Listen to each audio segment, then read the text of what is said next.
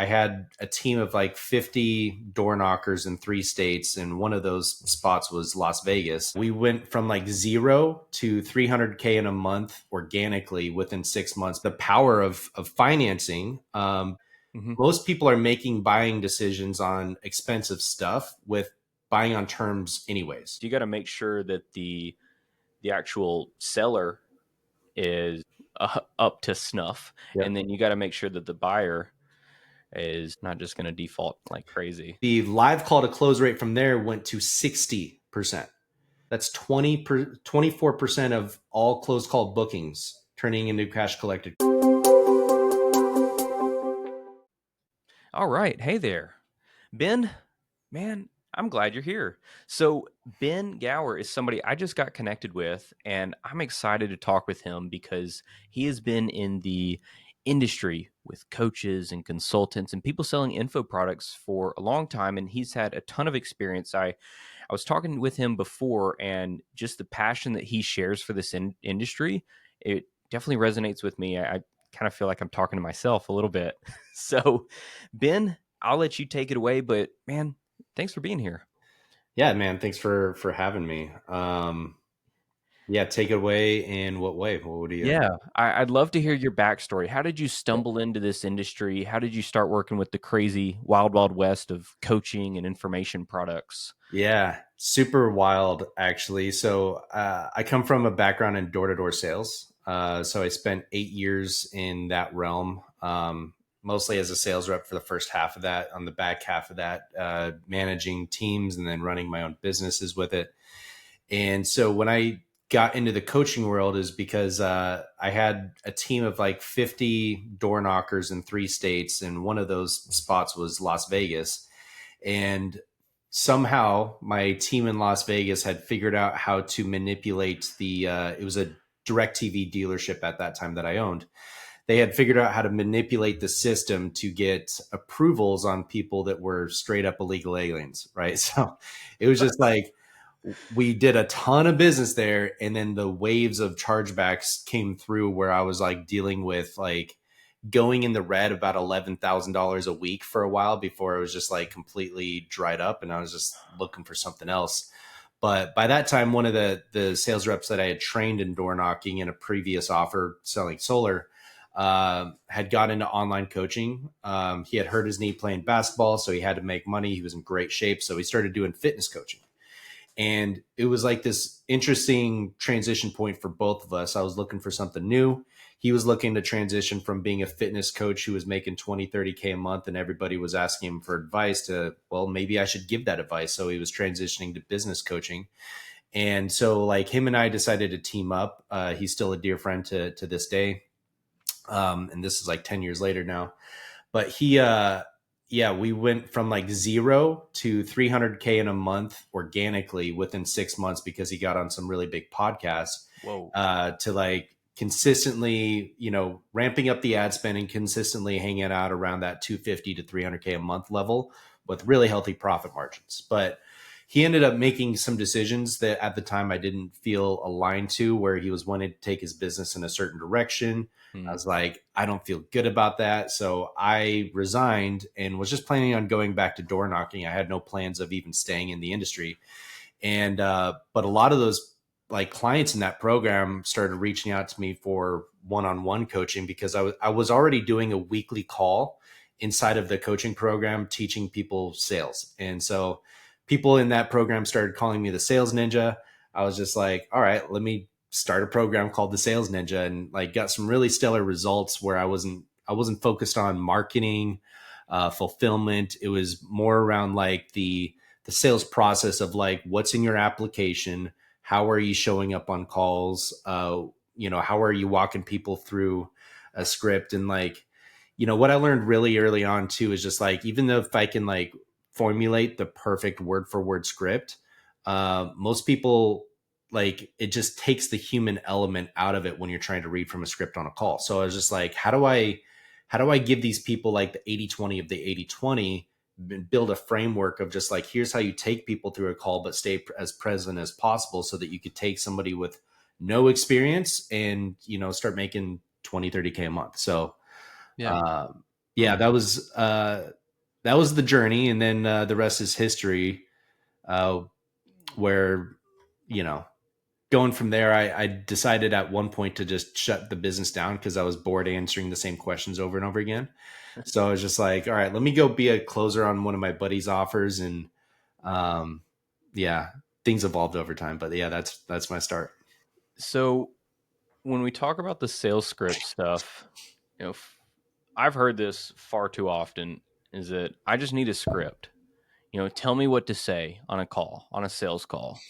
And it sounds like you're going about it. You went about it in the way that, hey, here's a rough outline, or here's an outline of generally what we need to make sure to hit, Mhm. and then you fill in the blanks from there. Am I getting that correct? Yeah, I would say like, and I've never heard anyone else call it this, but what I called it in that program was an enrollment recipe.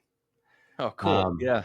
because with a recipe, you have like specific ingredients that you got to mix together, but there's also a very important sequence on how Yeah. you mix those things together. And you got to mix the wet stuff with the wet stuff and the dry stuff with the dry stuff. Yeah. You mix it all together, you put it in a pan, you bake at 450 or whatever it is, right? So, but it's like there's the ingredients that you need to have, but there's also a very important sequence in how that logical and emotional clarity comes together Mm, to ultimately end up with that result that you're looking for of consistent sales. yeah. Too many people like want to jump around to different parts because like the prospect will pull you down a rabbit hole, and if you don't know how to stay in control of the call, then you end up baking all of the ingredients at 450 before you mix them together, and you're not going to end up with a cake. You see what I mean? Oh, yeah. I So I love to cook. Do you like to cook? I want to spend more time cooking. I work too much right now, but yeah. Well, I saw something last night actually. It was the internet's worst trends of, Mhm. the past decade. And one was NyQuil chicken, meaning they cook chicken in NyQuil. I Whoa. I don't know the origin of this, but it was a sickly blue color. The the Department of Health came out and said, "Hey, don't boil medicine." Like they need to tell people that.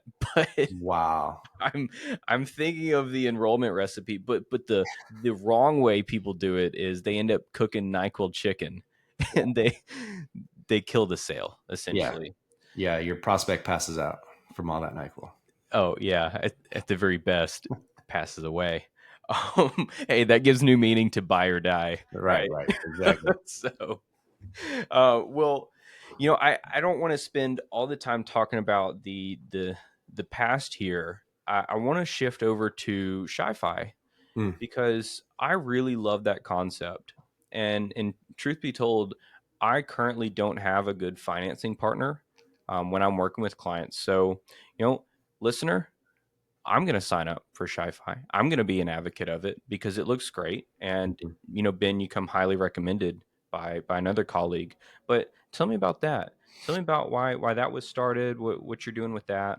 Yeah. So I guess this picks up where I left off on the how I got to the start in the industry. Because when I decided to shut my business down, become a closer on another offer, it was a bigger offer. They were doing close to $1 million a month cash collected at that A time. million a month. Yeah, dude.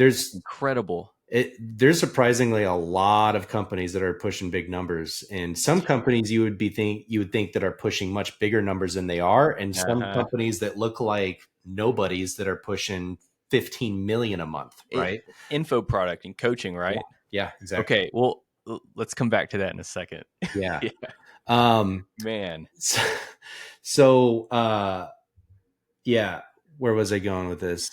So with ShiFi, when I started closing on that offer, I was top closer the first month I was there. They quickly moved me into a leadership role, and this was for like a sales agency company. It wasn't directly like for that offer. But I ended up becoming that middleman of sorts between the owner of that offer and um, the leadership team, I guess, on that sales agency, because there was some things going on where there was just a lack of financial wisdom, I think, on both sides, where the CFOs were both looking at it like there should be extra 500 grand in our bank account that's not there. And I was just like, well, I don't have a background in accounting or anything, but like give me access to the Stripe accounts and I bet I could figure it out. And I did. I was able to like show both sides why no, the number is exactly as it should be, but here's why you think that it should be 500K here and why you think it should be 500K here. And so that built a lot of trust with those people over time. But long story short, it ended up coming to a head where it just made sense for those two companies to part ways. Hmm. And I basically left that sales agency to try my hand at like running that sales team internally for that company. And it was a much bigger lift than I thought it was because the CRM, the sales sequences, like the payroll system, everything had to be literally rebuilt from scratch. And I just had to go off of memory of like what I remember seeing and like the general concept of the outcome that I'm looking for, and put it together. Like it was like the truest sense of jumping off of a cliff and building an airplane on the way down. Because like but it was also insanely fast growth because like we had ramped that up to a million a month is where I was starting, but like when we really peaked out, we did 1.3 million in a week. In So it one was week. in a week, yeah. What, well, What okay, offer? I do want to ask that. Yeah, What were the traffic sources? What were y'all running? it was Meta and YouTube. Y'all were just brute forcing that bad boy. Yeah, we tried TikTok too, but we were never able to get ROAS to a healthy spot from TikTok. Dude. Yeah. How big was the media buying team? Do you remember? Um, Don't say just one guy. it was I'm gonna literally lose my mind. one guy on each side, one guy for you. Yeah, but it was funny though too, because like the influencer had been on. I guess you can actually pay to do this, but he had been on Grant Cardone's podcast, so he had some Mm. clips from that he was able to use. By the way, you can spend 25 grand to get Grant to interview on his Oh, podcast. great. It's hilarious. Yeah. So that's what he had done though, but it was like a clip of him talking to Grant Cardone and Grant Cardone being like, wow, that's amazing. Like that kind of thing. Yeah. That ad, I like you ad fatigue is a real thing, but that Mm. ad worked for 9 months straight, bro. Mm. Like, and we're talking with ad spends of like 5 grand a day going behind it to cold traffic. But yeah, it was a book funnel that we were getting name, email, phone number on like an opt-in, and we built up a huge outbound setter team. We're talking Yeah. like 50 to 60 people Yeah. just on the setter team. But then we would get the book buyers for free plus shipping, and then there was some upsells in the funnel. So we maybe liquidated 20 to 25% of the ad spend in the funnel on a monthly basis. Yeah. But we were still able to hit like 4 or 5x ROASs at 1.5, 2 million a month cash collected through having this outbound setter team. But this is also where I learned the power of financing because, and if you think about it, before I get in that, Mm-hmm. most people are making buying decisions on expensive stuff with buying on terms anyways. Like buying a house, what do? You go get pre-approved for a mortgage and you find out, okay, what is the maximum that I'm comfortable with for a down payment and the comfortable with for a monthly mortgage payment. And then you do the math backwards and the bank tells you, well, this is the maximum house price that you can start shopping for. So when you think about it that way, you don't start with the price in mind. And this is why I think that like the coaching industry is pretty immature. And I don't say that negatively. I just mean like there's more evolving to do to where Yeah. it becomes more like the car industry, where the car industry, like how many cars would the average dealership sell if they didn't have financing, right? Yeah. And so it's pretty wild, but there's also some major challenges to why there's not more lenders in the coaching game ready to play ball. And I can break down those problems too. Yeah. Yeah. Um, and I might as well jump into that now that I said it instead of open loop you. But so the two major problems are, number one, people hate making repayments on debt for education of any kind. How do we know? Well, it's the only kind of debt you can't get rid of on a bankruptcy is a school loan, Mm. right?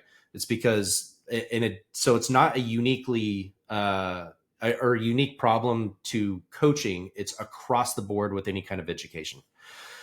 So there's repayments that play a role into that. So if you look at like prime debt, meaning if I went to my bank, got an unsecured term loan to buy whatever I want for $10,000, $15,000. If I have like a prime credit score, like 700 FICO and above, the average default rate for that type of paper is between 1 to 1.5% yearly default. Hmm. Okay. Yeah. Because life happens and stuff comes up. It's never going to be a perfect system. In the coaching world, that same data on that same type of customer, because they might not have actually used the coaching, or they're not happy with what they bought or whatever, that same person is going to default at a yearly rate of 4 to 6%. Whoa. So when you have huge default rates that are 4 times higher than the national average, um, like the banks have to figure out, how do we make this be successful? And the only way to really do that is to buy the debt at a discount. The other huge factor here, that is, a huge risk factor that actually put some other lenders out of business. And it's a very small industry with the consumer finance world, so they've all heard the horror stories. But there was a program called Growth Cave that was doing millions per month. They went out of business and decided to give all of their customers the middle finger. There's just no more coaching or anything available. Just poof, gone overnight. Well, all of those finance companies that were funding those deals on a 12-month coaching program, well, all of those clients that had enrolled in the last 12 months technically had not received full services yet. So it made it near impossible for those lenders to actually collect on that debt. And now some of those companies are in bankruptcy. So it's just like, Wow.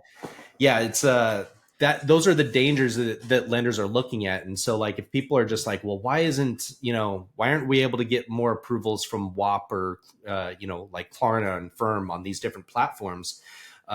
That's the main thing that's Mm. going on behind it, is when a Firm and Klarna start to see those 4 to 6% yearly defaults, they have to tighten up the restrictions on what they're willing to approve. And Yeah. before you know it, it's only like somebody with a 780 FICO and above that's getting approved. And when they do get approved, they're trying to make up for previous losses. So they're seeing 34% interest rates. You know what I Mm. mean? So Yeah. it's a wild space to be in. So Ben, that also, in my mind, that hinges upon the fact that it is a quality coaching program as well. Oh And yeah. so, yeah, we haven't even s- Yeah. gone down the rabbit hole of, well, okay, yeah, I want financing, but my program kind of sucks, or I don't have customers yet. Yeah. And so, I definitely don't play around in the world of unethical or non-compliant programs, or even, yeah, Yeah. enough said there. But yeah, I can't even imagine that. So it's almost on two fronts. You got to make sure that the actual seller is, Yep. up to snuff, and Yep. then you got to make sure that the buyer is, not just going to default like crazy. Yeah. So like For my simple terms. well, sort of like they are. So there's two ways that, or there's multiple ways to de-risk putting out money to try and make a return, right? Yeah. You can charge more interest, or you can buy the contract at a discount, or you can shorten the terms. There's different things you can do. What we've done with the banks, because we're just like, all right, we need to get approvals as like the most important thing. Like, we can't have only 5 to 10% of our applications we're sending through getting approved on something. We have to Yeah. have like the maximum amount of approvals possible. So the way that they're doing it is, instead of like, they're buying the contract at a discount. Here's what it means. On a prime customer, if I can expect like a 4% yearly default rate, ShiFi, my company, can do a 60-month term, so 5-year contract, Hmm. which makes it as affordable as possible for the customer. But what the bank does is says, okay, we will take on all of that risk if we can buy the contract for 80% of the face value. So what that means is, like, if I have a $10,000 contract, they will fund the merchant $8,000 on that Hmm. and assume all of the risk of defaults on that contract after the first month. Hmm. Gotcha. So that's how they make the numbers work, which is, when I was running that offer for the one I was talking about at 2 million a month, 95% of our cash collection came from other finance programs that, ShiFi wasn't even an idea at that time. Yeah. Okay. So it was like we would use FinFi, and FinFi has since left the space. They're one of the ones that got destroyed by Growth Cave that I was talking about. Ah, But FinFi had great terms. Like we were able to get anything above like a 680 or 690 at that time approved for, really long payment terms, 19.9% APR. But it was just like now we had our setters being able to say like for financial qualification when we're dialing out to people, it wasn't a conversation of, hey, can you afford $10,000 to get into the program? Or even if we put on a payment plan, it was, hey, if everything made sense, you decide to move forward with us, is $400 to get started and $400 a month, even within the realm of doable for you? Yes. Okay. They're financially qualified. Why? Because we had FinFi that we knew that would be like roughly a $220 a month payment if they are approved. And then we had a backup lender that would pay out a lot less on the contract, but they would approve technically everyone. hmm. And that was 400 down and 400 to get started on a 36-month term. So we were Okay. just like priming everybody for the worst case scenario, but we knew that we could approve every single person that, got onto a call if they wanted to move forward. Gotcha. So Yeah. just for the listeners' reference, because they may not be up to speed on on some of these terms, when Yeah. you say that the bank is buying it at a discount, and let's just say it's the $10,000 offer, they're able to front or pay for 8 grand of that or Yeah. finance 8 grand of that. Where's the other 2 grand coming from? They're just that is their margin to manage the risk of the high default rates, basically. So Okay. if you have a $10,000 face value contract, the only thing you're going to get paid for that is $8,000. Okay. Like you don't have future coming in from that. Gotcha. Yeah. Gotcha. So just so I'm clear, they would take 2K as the risk payment. Yeah. Okay. Yeah. So 2K plus, of course, they're going to make interest on the repayments and all Yeah. that stuff. Yeah. Okay. Makes sense. Yeah. Yeah. Yeah. So I definitely see the benefit of this. And I'm with you on the approval rate. Mm-hmm. That's a reason why I currently don't have a financing partner, Mm-hmm. because one that we worked with previously, no names here, but they didn't approve anybody. And what's the point of that? Yeah. It's a bad experience. Yep. So, Ben, since we were both connected with Grant, and his episode is coming out soon, Simple Check, Smart Yep. Form, I was at his then house last night. So he's a good friend. yeah, so that's a deadly combination then with Simple Check. Oh, yeah. 100%. So yeah, so if you want to go into that at all, how you utilize and leverage Simple Check, because that episode should be out soon already, Yeah. if not already. So I'll even speak to where we were at on that one offer. The way that I use Simple Check is we had 60 setters on the team at that time. We I know some people use Simple Check where it's just like I only want that data, financial data on like credit score, income, those kind of things on the actual closed call bookings. We actually spent a ton of money by putting it on every single lead coming into the CRM. Hmm. And that was like 500-600 leads a day, just to be clear, right? Woo. So Yeah. it was a lot. But what that gave us is crystal clarity with our smart views inside of Close, and Close is by far the best sales CRM. Just making sure everybody knows that. I don't have any ownership or upside in them. I'm just a big fan. But we were able to have like all of the leads we knew were disqualified completely filtered out from having our setters even call them in the first place. Yeah. So this is what it did for us. We started running all of our leads through Simple Check just to see like what it was actually happening on these leads, and found that 71% of our leads were disqualified. Hmm. Like it Yeah. didn't even make sense to have waste our time picking up the phone to call them. So we had our setters do is just like we reduced our setter team from 20, or excuse me, 60 people, and kept our top 20 players, so our Yeah. best talent, and had them only reach out to the people we knew were financially qualified.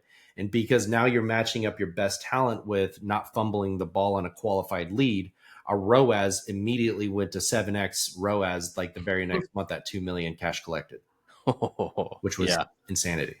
So Yeah. When we're talking those numbers, I mean, a 6x to a 7x, yeah, massive, yeah, massive. yeah. It was wild. Yeah. Oh, that's awesome. Yeah. So For the listener, Symbol Check and Smart Form previous episode, but essentially you're able to easily see the buying power and the available buying power of a lead or a sales call booked using name, email, phone number. No credit score needed. Anyway, if you want Yep. to listen to that episode. Yep. But with that being said, Ben, can we shift gears here over to some of the things that people are getting wrong right now in this space, especially around offer creation, offer strategy, selling offers, even the sales process? I want to leave it a little open ended like that, Mm. just so if you think of anything in particular. I know you definitely you're sitting on the finance and sales process side, but anything come to mind with offer strategy or Yeah. That, I mean, 50% of the success of any offer is like, well, is the offer itself, right? Is it like actually a good offer? And mm-hmm. so that's something that I've seen on offers that I've come in and taken over on, is there's almost always, actually I can't think of a case where this wasn't true right now, where we didn't tweak the offer, where we didn't add a guarantee where there wasn't a guarantee. I'll give you an example. There was a house flipping coaching offer that we came into. They were doing 150K, 200K a month in sales, and with really thin margins. They might have even been losing money for a little while, before I came in. And so what we looked at, though, because he already had 1,100 people go through the program, so it was just like we had a lot of data to know that people were happy.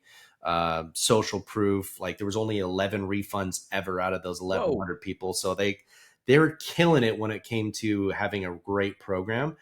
But and to have low margins and all that kind of stuff was just like silly, right? Like Yeah. somebody who's like that good at like making sure their clients are happy should be winning big. And so we were just like, we dove into all of the fulfillment and all of the content, and we found like, okay, at day 17, if you follow like the daily, like for the first 30 days, there was like a daily training that you're supposed to do this and learn that, do this and learn that. On day 17 is when you were supposed to start making offers on properties, like one offer a day. And so we're like, oh, this is interesting. So I remember going back to the owner and just being like, well, how many offers on average does it take to get an accepted offer? And with numbers that will fit into the flip calculator where you can project 50K or more on profit on a house flip, right? So and that's with using other people's money. It was a pretty cool program. So we went to them, and it was just like, yeah, somewhere in the range of 15 to 20, and this is how many offers will get accepted. You have contractors show up to the house, give you estimates. That'll give you like hard numbers within that first 2 week window of an inspection period to know, do I want to move forward on this property, or do I want to try and renegotiate and get a better margin to make the numbers actually work? So it was just like interesting. So at day 17, you're supposed to start making offers. So by day 60, you should have made 43 offers. If they do their part and actually make an offer a day following the plan that we put in place, can we actually guarantee that they'll have at least one deal that with numbers that work within the flip calculator, like locked in and ready to go moving forward, or we can actually step in and like have our team go find them a deal in their area. Hmm. And and he was just like, yeah, I'd be comfortable with that. And we put the right conditions in place where it's very clear. It wasn't ridiculous on what kind of hoops that they needed to jump through to qualify for the guarantee. But it was just like that made the offer ridiculously sexy. And for like 6 months while we were pushing insane volume, it was a 15K offer. We were doing 2 million a month cash collected on that one as well. Or that's what we ramped it up to because of that guarantee. We didn't have to have the team follow through on fulfilling on that guarantee even once. Like Whoa. if people did their part to like actually do go out and put out the offers, they were going to get a property, end of story, which is actually bonkers to me. That didn't even happen once, right? So it's like when you can figure out like, all right, what is unique and special about like what it is you're doing in a way that you can really amplify and then stand behind the quality of your services and put into a guarantee or of some sort, whether it's money back or like whatever the guarantee is, then that is like easily one of the biggest game changers to like making your offer irresistible. and then you amplify that with the marketing and the sales process, and it's game over. You're Mm, going to scale. yeah. No, that's an incredible story there, and it, that just requires thinking about the business, thinking, working on the business. Yeah. And so, listener, if you're so caught up in the day to day that you're not able to see the forest through the trees, essentially, I use a phrase, you can't see the label from inside of the jar, but I encourage you to take time. And I know that sounds so simple, 101 type stuff, but it's the thing that a lot of clients that I work with miss, especially early on. They're just so caught up in the momentum and the day to day and just like fixing fires and whatever. But anyway, you wouldn't be able to see that unless you had a great strategist, and or you're able to, hey, I'm taking this day to look at the offer, to really dissect the numbers, to even talk to customers. But anyway, I know that company was much further along Mhm. than some of the 101 stuff, but it is good to reflect. Yeah. So then when I hear that, that's one thing that, the guarantee especially is some big profit lever that we can pull on, something that makes waves.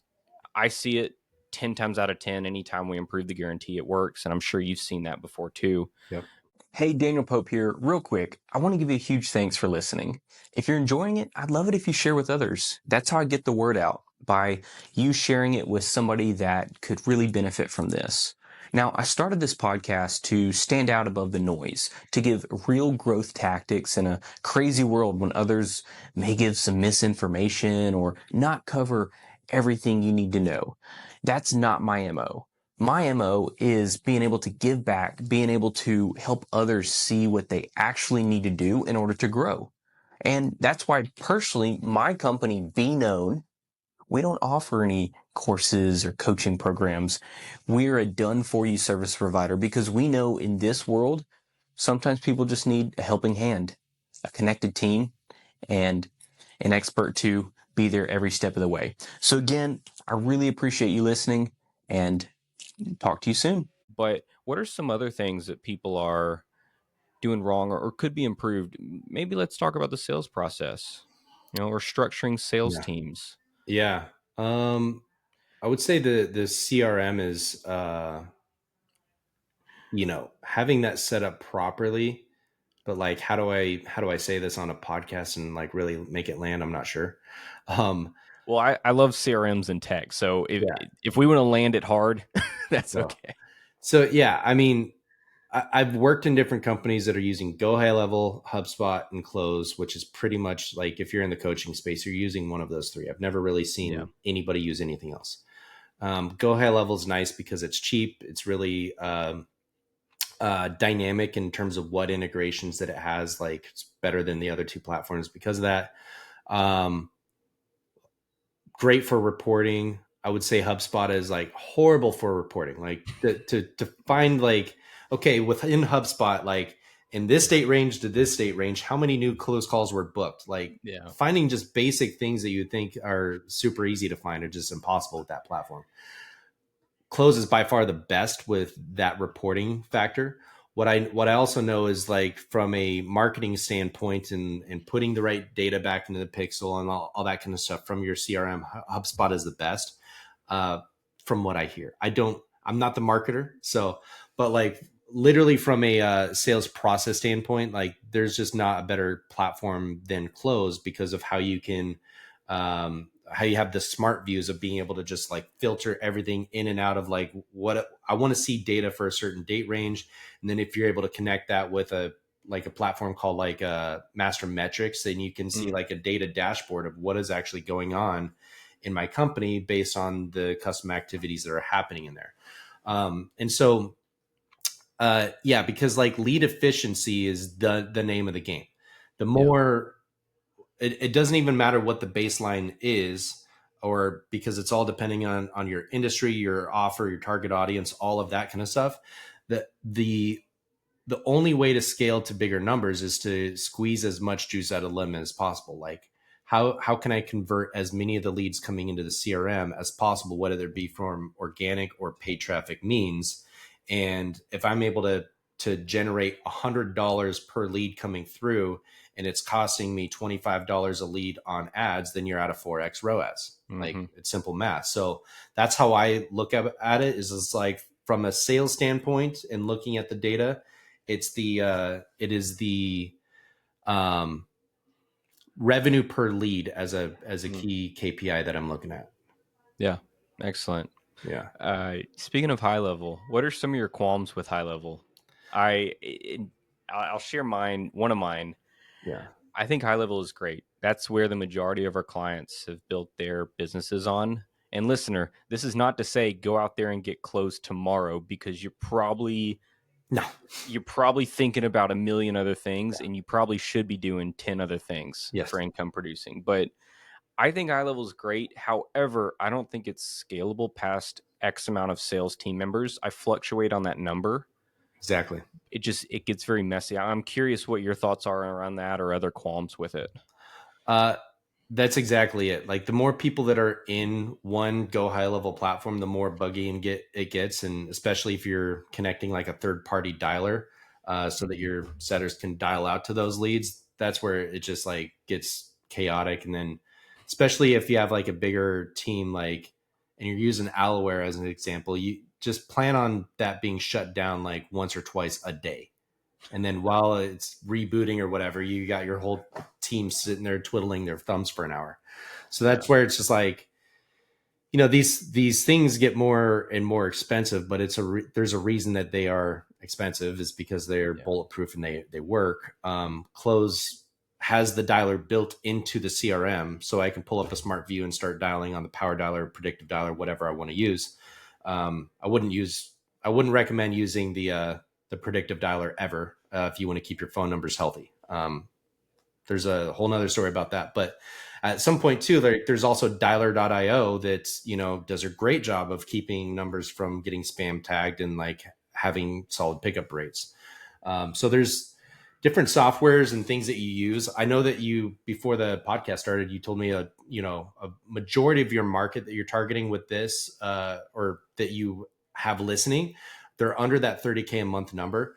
What I would say is Go High Level is like perfect for you, Yeah. if you're at that level. Um, because like, here's how I would think about it. You want to know, like, okay, what stage of business am I in, and what does that mean for what I need to focus on to create the leverage in the most?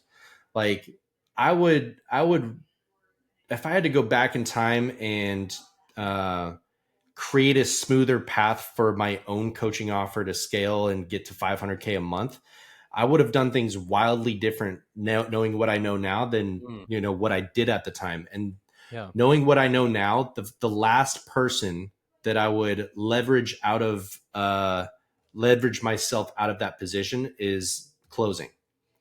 I think literally everyone listening to this podcast, you can get to 100K a month where you're the only person closing on that offer, Yes. after you create leverage in different areas of the business. Like, okay, like, if I don't want to have setters and worried about managing a team there, cool, use an AI SMS thing that is going to have some conversations, book calls onto your calendar, and either do a deeper qualification so you're only getting calls on your calendar that are like basically pre-qualified and they're ready to be closed.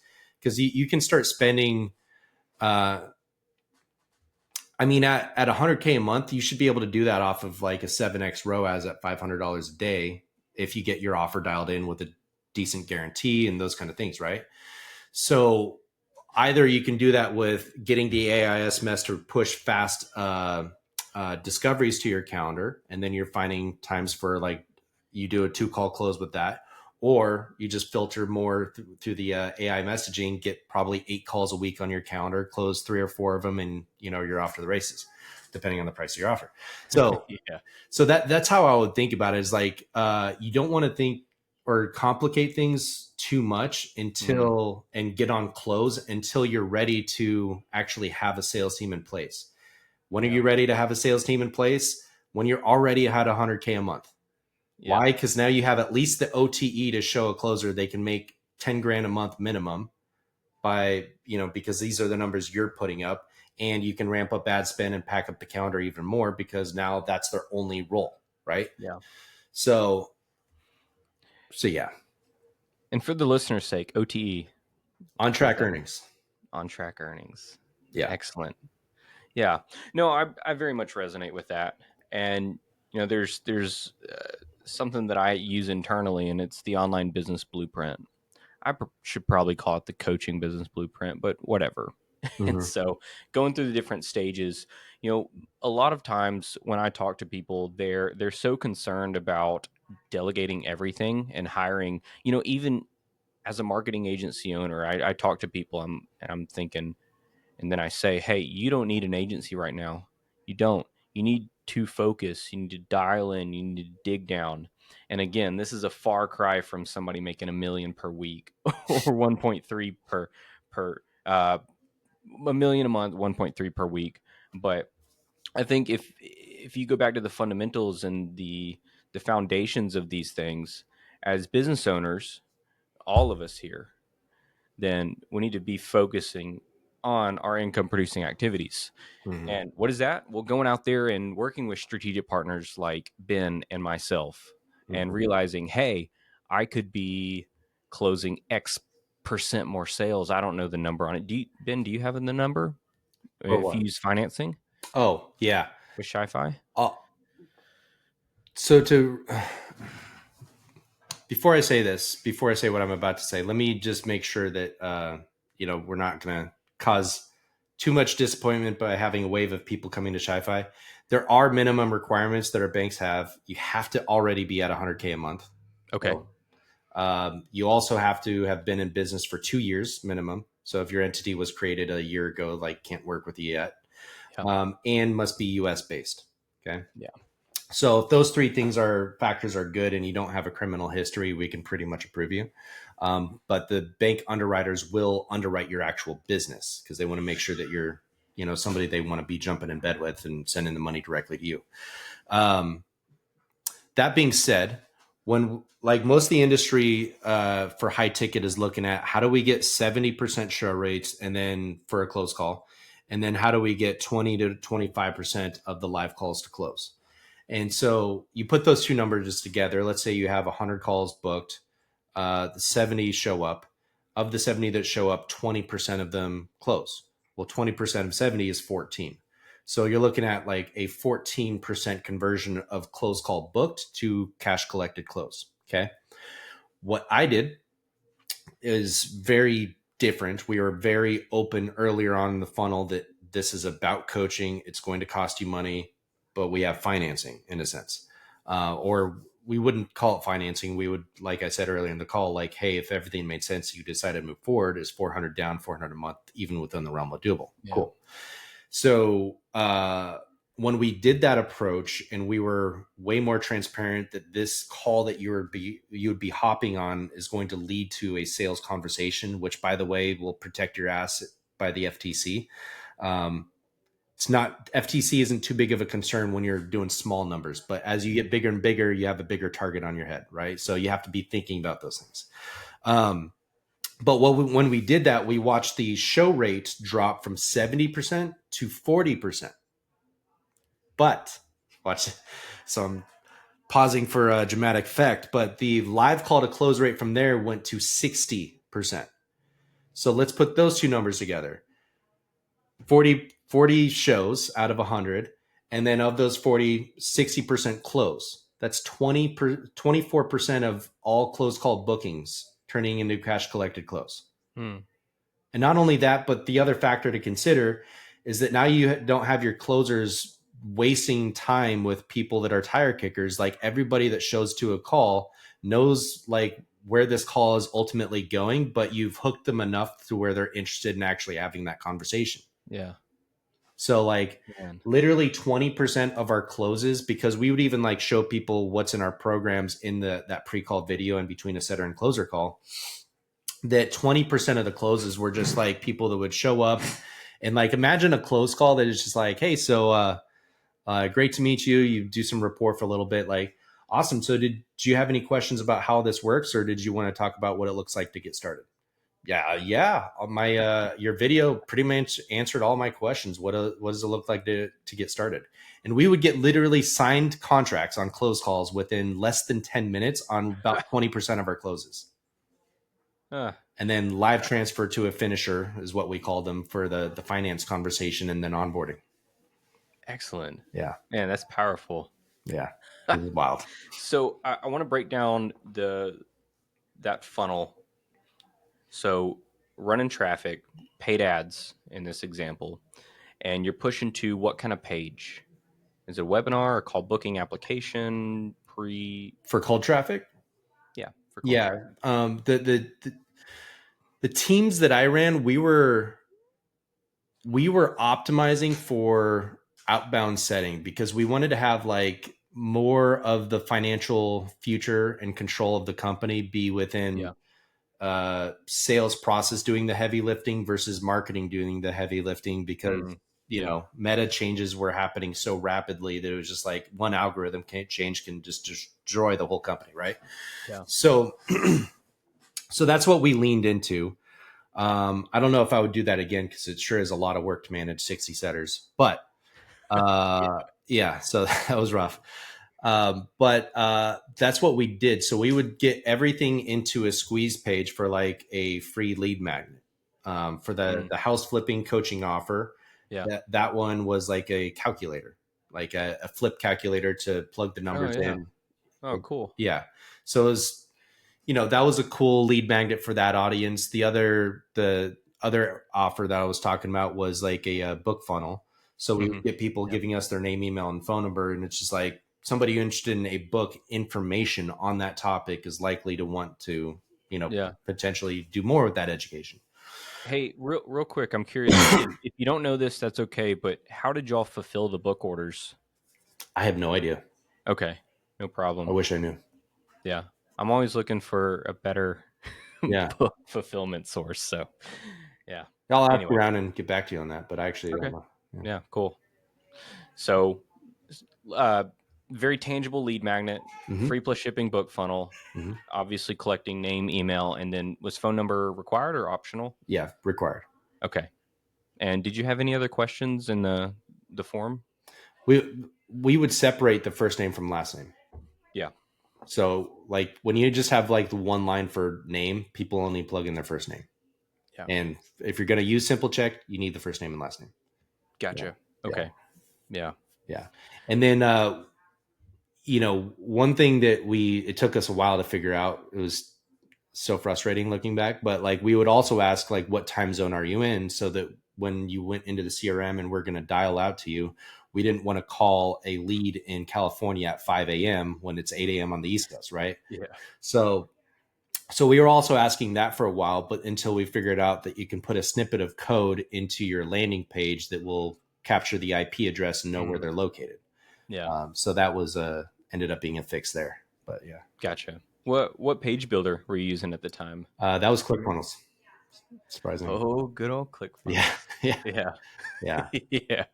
1.0 Yeah, classic. I'm actually actively building a funnel right now for ShiFi, Yeah. and we're going to be using either Framer or Webflow. I like Yeah. Webflow because I like the Webflow. the speed, but yeah. And it looks great too. Hmm. Yeah. Yeah. And so you're collecting information, and then from there, the setter team is speed to lead, Hmm. popping. Yep. Gotcha. And then, fast forward to this is being recorded August 1st. Hey, happy August. It's my Yep. birthday month. Birthday. But thanks. But 2025, what would you do differently with the setter team? You alluded to AI and SMS. I'd love your take on AI outbound voice calling. Uh, since I don't work on the sales side a ton, um, I don't have a fully formed opinion of it yet, but Hmm. I'd love to hear yours. Um, there's some good services. The Here's the challenge. If you're going to do the AI SMS, you kind of have to work with a company that is able to do iMessage Yeah. because the A2P requirements of doing the stop to unsubscribe and like there's three things that specifically need to be in that first message that you send out that if you're not, then your phone numbers, get destroyed basically and technically opening yourself up to violations and civil penalties, even though most people don't know how to enforce them. So, people do it anyways. But doing iMessage, because it's its own environment, it's not bound by A2P rules at all. So you can have the AI be way more personal on those people that have an iPhone. Mm, And depending on who your audience is, that'll be somewhere in the range of 70 to 90% of every phone number coming into your CRM is an iPhone. yeah. So it's a significant portion of those people. So uh, so if you're going to do an AI SMS, you have to kind of work with one of those companies that can do that. I'm a big fan of Charlie, if you're familiar with them. So, I when Charlie was getting started, we plugged them into one of those offers that I was running and basically trained their whole system on that. And it was a script that I wrote that is still their best performing script years later. So it's pretty cool. Nice. I bet you Um, feel good about that. oh yeah, it's gangster. Let's go. I don't have a PC upside though. That's a bummer. Ah. Uh, but but yeah, so like the iMessage will make a big difference. And we're talking from like an AI standpoint. I know there's some like SendBlue and some others like that you can just be messaging back and forth from your CRM with iMessage. That's not necessarily what I'm talking about. But it works good enough. Like Yeah. the AI is never going to be perfect, but if you can get a significant percentage of your leads, let's call it 15% of your leads, even um, to book an inbound discovery call and have that personal connection and just not even worry about a setter team. It's Yeah. usually like, especially if you're the person that they saw in the ad itself, there's just like, oh, wow, I'm talking to the person. Yeah. Yeah. And so like, that's where you can have like pretty healthy ROASs with pretty high leverage in terms of your time and energy. By having one of those AI SMSs, just grabbing the people that have the highest intent and putting them onto your calendar. Gotcha. What about any outbound AI outbound calling services? You a fan of it? Never seen any of them work. Same here. Yeah. I'm, Same I'm here. excited for the first company that really cracks the code on it, but I just have Yeah. no faith in it yet. Yeah. I'm with you on that. Well, Ben, surprisingly, we're at 50 minutes. Let's go. This time has flown. Hey man, thanks for sharing some of these insights. Is there anything you wanna wrap up with, leave the listener with? Yeah, I will say this, because this is like an open loop in my head. Because probably people are feeling like, oh, that's a bummer. I'm not at 100K a month. I can't use ShiFi. Like when I was running my own coaching offer and I was doing business coaching for Fit Pros specifically, like even at that time, I was poking around trying to figure out self financing. Like how do I get like a retail installment sales contract, which is what every car note is. It's like if you get a new iPhone from Verizon, they're doing a retail installment sales contract. That you don't have to have a lending license or anything crazy to self finance your own products or services. So what I was trying to figure out at the time is like, okay, how can I do something where it's a longer payment term? Because the biggest reason that people don't have like payment terms that extend further than their actual program is because there's no incentive for the customer to actually pay. Well, what if this was actually like an originated loan that showed up on their credit reports? Do you think they're going to pay when they know it'll ding their credit score if they don't pay? More likely. But now you can say yes to more people with more affordable terms. So I had tried to figure that out like way before ShiFi wasn't even an idea, because I wanted to like, okay, like, do I want to make $6,000 on this contract, or am I okay with walking away from them when I could have gotten them on a installment contract for like 300 a month for 3 years or whatever it ends up being, where there's actual legal teeth to getting them to pay, right? You can do that now. Hmm. You can do that through ShiFi, and you don't have to have like the full approval from the bank for funding. And if I had done that in the very beginning, where it's just like, all right, I'm going to take all the people that are DQing, that can't throw, that aren't comfortable doing a $2,000 a month payment plan for 3 months or whatever it is, get them on something that is a longer payment term that is really comfortable within their budget. And just if I'm stacking up 3 of those a month, which is like basically nothing, at the end of 12 months, now you have a passive cash flow of 10 grand a month coming through just off of 3 people a month that you're walking away from anyways. And so that is something we can still help people with without necessarily, getting a full funding relationship going. And something that I was wanting to do when I was like much earlier in my career in the coaching world. So Excellent. yeah, Thanks for sharing that. I yeah, like how you dropped that at the end. So yeah. the listener has had to listen up to this point. There you go. So they are dedicated. You're a master of your craft. I got lucky on that one, actually. Ben, this has been a pleasure, man. Thanks for coming on and sharing some insights of scaling big and what people are just really need to be paying more attention to. But Absolutely. It's yeah, fun. other than that, listener, hope you have a great day. Ben, hope you have a great day. Thank you, Daniel. It was We'll talk fun. soon. We'll see you. Bye.